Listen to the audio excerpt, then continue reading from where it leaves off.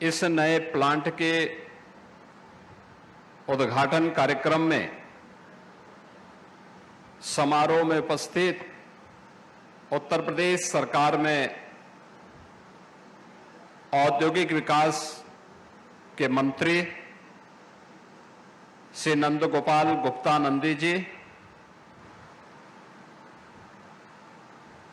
उत्तर प्रदेश सरकार के पूर्व मंत्री विधान परिषद के सदस्य डॉक्टर महेंद्र सिंह जी, माननीय विधायकगण श्री विपिन कुमार डेविड जी, सतपाल सिंह राठौर जी, वीरेंद्र सिंह लोधी जी, विधान परिषद सदस्य श्री आशीष यादव जी, भारतीय जनता पार्टी के जिला के अध्यक्ष श्री संदीप जैन जी, श्री सीमेंट के चेयरमैन श्री हरिमोहन बांगुर जी, मैनेजिंग डायरेक्टर श्री नीरज अखौरी जी, आज के इस कार्यक्रम में श्री सीमेंट से जुड़े हुए सभी पदाधिकारीगण, एटा के सभी मेरे उपस्थित बहनों और भाइयों, एटा को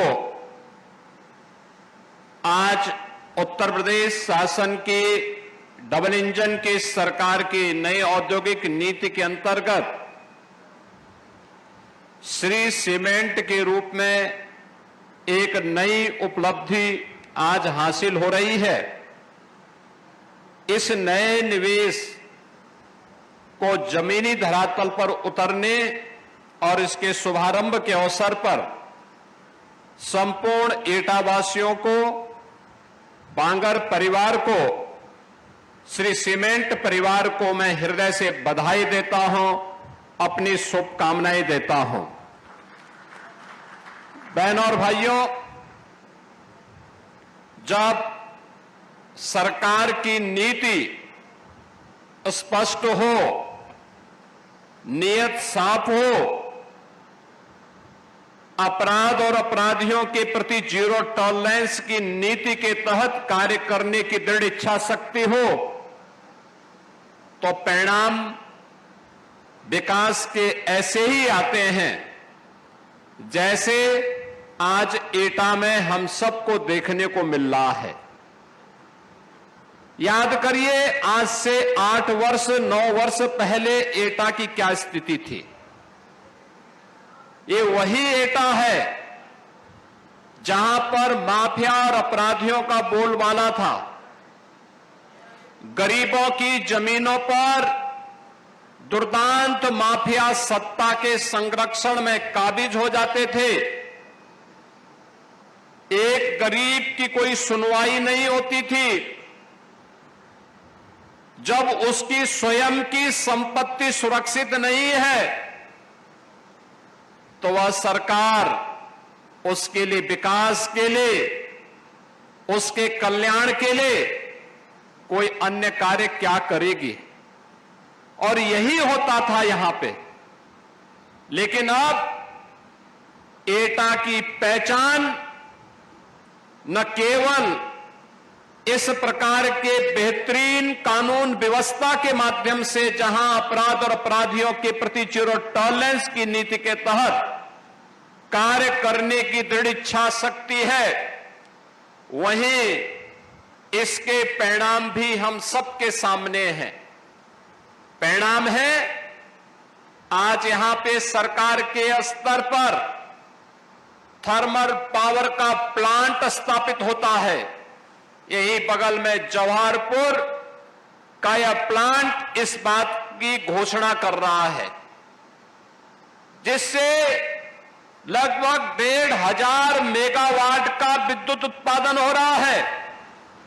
और विद्युत उत्पादन के साथ यहां पे लोगों को स्वच्छ और सुंदर वातावरण मिल सके, उसका फ्लाई ऐश का बेहतरीन उपयोग हो, इसके लिए श्री सीमेंट परिवार ने उसी के बगल में यह श्री सीमेंट के नए प्लांट के लिए लगभग 750 करोड़ रुपए के यह प्लांट यहां पर स्थापित किया है। आप देख रहे होंगे दोनों में निवेश लगा है, एक में सरकार ने निवेश किया है, एक में बांगर परिवार ने श्री सीमेंट के किया है। दोनों में रोजगार भी उत्पन्न हो रहा है, प्रत्यक्ष भी और अप्रत्यक्ष रूप में भी। आप देख सकते हैं कि यह जो श्री सीमेंट का प्लांट यहां पर स्थापित हुआ है, प्लांट एक है, लेकिन इसके माध्यम से प्रत्यक्ष रूप से 500 लोगों को यहां पर कार्य मिला है।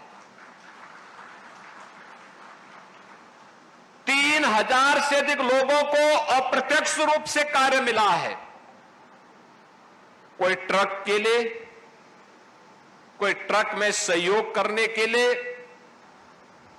और इसके बाद जहां जहां पर इन लोगों ने इस सीमेंट को बेचने के लिए अपने स्वयं के लोग स्थापित किए होंगे, वहां के व्यापारियों को भी अपने व्यापार को आगे बढ़ाने के लिए श्री सीमेंट ने एक अवसर दिया है।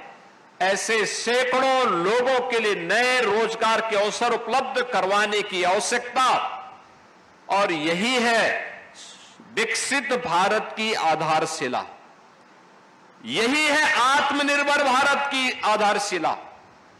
याद करिए, आप में से बहुत सारे लोग ऐसे होंगे जिन्होंने अपना बचपन देखा होगा, तब सीमेंट कंट्रोल से मिलता था। यानी अगर आपकी पहुंच है तो एक बोरा सीमेंट किसी प्रकार से मिल पाती थी। ये कांग्रेस के समय की बात है। उस समय लोगों के लिए सुविधाएं नहीं थी, घर बनाना कठिन था, लोग चोरी छिपे सीमेंट खरीदते थे। विकास कैसे होता है? कांग्रेस हो या समाजवादी पार्टी, इनकी दृष्टि सबका साथ और सबके विकास के प्रधानमंत्री मोदी जी के विजन के अनुरूप नहीं थी। एक संकुचित दृष्टि इन दलों की होने के नाते इन लोगों ने साथ तो सबका लिया, लेकिन विकास अपने परिवार का किया, अपने परिवार के लिए किए। परिणाम क्या था? प्रदेश भी और देश भी पिछड़ता गया, गरीबी बढ़ती गई, अराजकता उनके गुंडों के द्वारा बढ़ती गई। न व्यापारी सुरक्षित था, न बेटी सुरक्षित थी, और उस अराजकतापूर्ण माहौल में, दंगाग्रस्त प्रदेश में या देश में कौन व्यक्ति अपनी जान को दांव पे लगाता? ये नहीं हो पाता था। याद करिए, जब ये देश आजाद हुआ था 1947 में, 1947 से लेकर के 1960 तक यह देश दुनिया की छठी अर्थव्यवस्था थी, छठी अर्थव्यवस्था थी। उससे पहले जब हम 17वीं सदी में जाते हैं, 17वीं 18वीं सदी में यह देश दुनिया की नंबर 1 की अर्थव्यवस्था थी। याद करिए, पहले मुगलों ने लूटा, फिर अंग्रेजों ने तबाह किया, और जो कुछ बचा रह गया था वह मुगलों और अंग्रेजों के बाद कांग्रेस ने और समाजवादी पार्टी ने तबाही का नया मंजर पैदा करके देश के सामने और प्रदेश के सामने पहचान का संकट खड़ा कर दिया था। याद करिए, 1960 तक जो देश दुनिया की छठी अर्थव्यवस्था रही हो, वह देश 2014 तक आते आते आगे बढ़ने की बजाय दुनिया के अंदर हमारा स्थान अब 6 से 11वें स्थान पर आ गया। 11वें में प्रधानमंत्री मोदी जी के समय 11वें स्थान की अर्थव्यवस्था होने के बाद जब मोदी जी ने प्रयास प्रारंभ किया, विकास के माध्यम से एक मंत्र देशवासियों को दिया कि विकास सबका होगा, साथ सबका लेंगे, बिना भेदभाव के हर एक जगह का विकास करेंगे। परिणाम आया, आज भारत दुनिया की चौथी बड़ी अर्थव्यवस्था बन गई है और आने वाले 2 वर्ष में भारत दुनिया की तीसरी बड़ी अर्थव्यवस्था होगा। भारत का तीसरी बड़ी अर्थव्यवस्था होने का मतलब दुनिया के सामने भारत की एक उज्जवल छवि दुनिया के सामने भारत की ताकत का एहसास कराएगा। दुनिया के सामने भारत के लिए अपनी भारत के नागरिकों के लिए पहचान का संकट नहीं खड़ा होगा। भारत ने अगर इस यात्रा को आगे बढ़ाया है तो उत्तर प्रदेश ने भी अपनी इस यात्रा को प्रधानमंत्री मोदी जी के मार्गदर्शन में सफलतापूर्वक आगे बढ़ाने में मदद की और उसे आज जिस बात का हकदार उत्तर प्रदेश था, उत्तर प्रदेश को उसकी उस स्थिति तक पहुंचाने के लिए भरपूर प्रयास किया। पिछले 8 वर्ष में डबल इंजन की भारतीय जनता पार्टी की सरकार के प्रयासों का सुपरिणाम है कि प्रदेश जब हम लोग आए थे 2017 में, यह उत्तर प्रदेश देश के अंदर 7वें स्थान पर गिना जाता था और आज उत्तर प्रदेश देश के अंदर नंबर 2 की अर्थव्यवस्था बन चुका है। बहनों और भाइयों, ये तब हो पाया जब सुरक्षा का वातावरण था।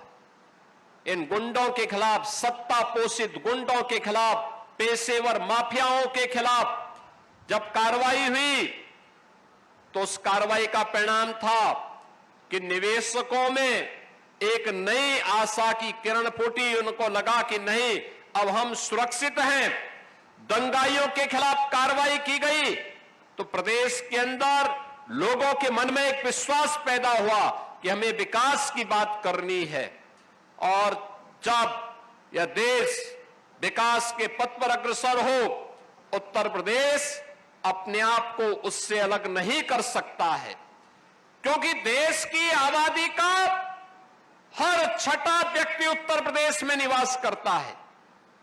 हम उससे अपने आप को अलग नहीं कर सकते और इस दृष्टि से पिछले 8 साढ़े 8 वर्ष के अंदर जो विकास उत्तर प्रदेश के अंदर हुआ है, आज उसने उत्तर प्रदेश को एक पहचान दी है। उत्तर प्रदेश आज उस दिशा में तेजी के साथ आगे बढ़ा है। आज उसी का परिणाम है कि 17 के पहले जिस प्रदेश में कोई निवेश नहीं आता था, जो निवेश था वो यहां से भाग रहा था, आज वही प्रदेश अपने यहां 45 लाख करोड़ रुपए के निवेश के प्रस्ताव लाने में सफल होता है।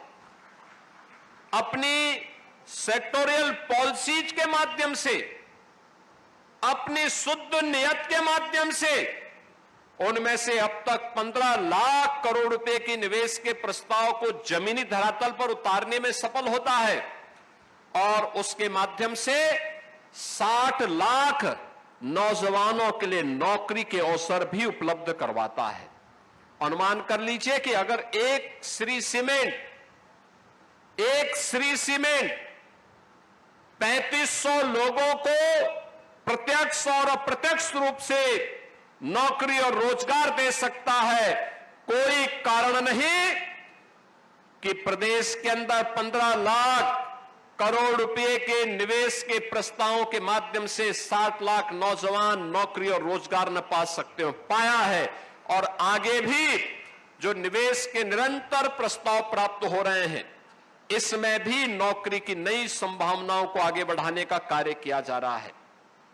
बहनों और भाइयों, हमें निवेश के इस कार्यक्रम को मजबूती के साथ आगे बढ़ाना होगा और मैं इस बात के लिए हृदय से धन्यवाद दूंगा उत्तर प्रदेश की जनता जनार्दन को, जिनका आशीर्वाद इस सकारात्मक माहौल में बराबर ये डबल इंजन सरकार के साथ बना रहा, लगातार बना रहा और उसी अभियान के साथ आपको जोड़ने के लिए ये केवल एक यूनिट का उद्घाटन नहीं, एक प्लांट का उद्घाटन नहीं। श्री सीमेंट हमारे साथ हमारा पुराना उत्तर प्रदेश सरकार का सहयोगी है, जो प्रदेश के अंदर निवेश करने के लिए उत्सुकता दिखाई है। बुलंदशहर के बाद एटा में और पावर रिन्यूएबल एनर्जी के लिए चित्रकूट में भी उन्होंने 40 मेगावाट का अपना प्लांट वहां स्थापित किया है। हमने प्लांट के लिए उन्हें सुविधा उपलब्ध करवाई है कि एक आपको हम ओपन एक्सेस की सुविधा देंगे कि आप पावर वहां जनरेट करिए और खर्च यहां कर लीजिए। हम आपको ये सुविधा उपलब्ध करवाते हैं। परिणाम है कि उनके द्वारा जो ग्रीन एनर्जी वहां बनाई जा रही है, सोलर पावर वहां तैयार की जा रही है, उसका उपयोग करने की सुविधा उन्हें इस प्लांट में यहां उपलब्ध करवाई जा रही है। यह सरकार की नीति का परिणाम है कि सरकार ने यह सुविधा उन्हें दी है। सरकार ने उन्हें हर प्रकार से सुरक्षा के साथ जोड़ा है और प्रदेश में जब इस प्रकार का माहौल बनता है तो उस प्रदेश के युवाओं को फिर यहां से पलायन नहीं करना होता है। उस प्रदेश के लोगों को, नौजवानों को नौकरी के लिए देश और दुनिया के सामने नहीं जाना होता है। आज सरकार के स्तर पर भी नौकरी दी जा रही है।